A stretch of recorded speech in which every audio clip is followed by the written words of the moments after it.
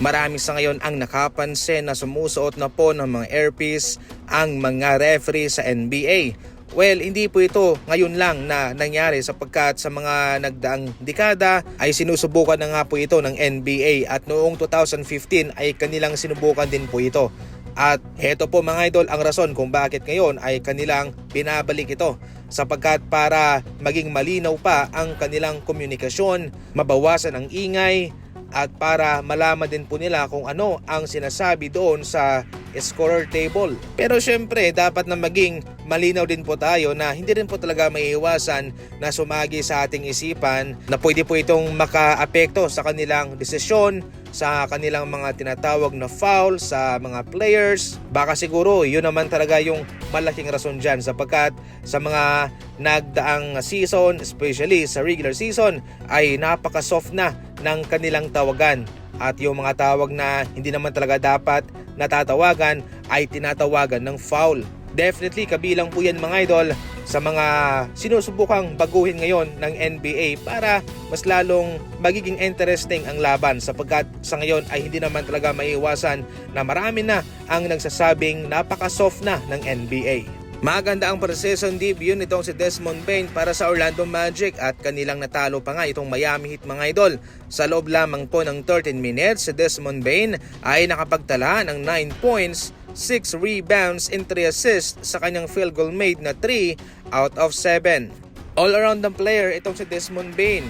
Pero sa 3-point line, kung ito iinit na, hindi mo ito mapipigilan mga idol ha. Ito ay magpapawalan din po ng 3-pointer.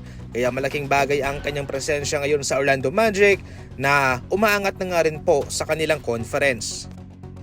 Samantala, ayon naman sa prediction ng Bleacher Report, ang Minnesota Timberwolves sa ngayon ay magkakaroon ng 55 wins and 27 losses sa panibagong season na ito. Number 1 ang OKC, pangatlo ang Nuggets, pang-apat ang Rockets, pang-lima ang Lakers, pang-anim ang Golden State Warriors, pang-pito ang Grizzlies, at pang-walo ang LA Clippers. Ngayon sa Minnesota, makatarungan lamang po ang paglagay ng Bleacher Report sapagkat malakas naman po ang kanilang kupunan. Meron silang Rudy Gobert, Anthony Edwards, Randall, Donte DiVincenzo at marami rin po silang mga emerging role players na maaasahan. Ngayon pa man mga idol ay prediction lamang po ito at magkakalaman na lang po yan pagkatapos ng regular season. Ang mga prediction na yan ay gabay lamang po para sa season na ito. Yung OKC Thunder, given na sila ay malakas, given na sila yung defending champion, nandyan talaga sila sa number 1 position.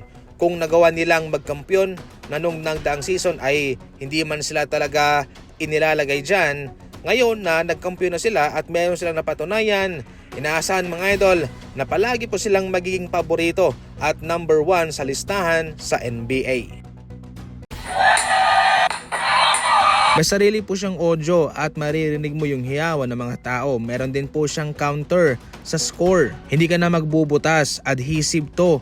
Isasalpak mo na lang siya sa pintuan o sa dingding ng bahay ninyo. Pwede to. Mag-i-enjoy ka rito. Pwede tong pangregalo sa pamangkin mo, sa anak mo o pwede rin sa sarili mo. Naka-sale to ngayon ha. Nasa comment section lang po ang link para makabili. Maraming salamat po.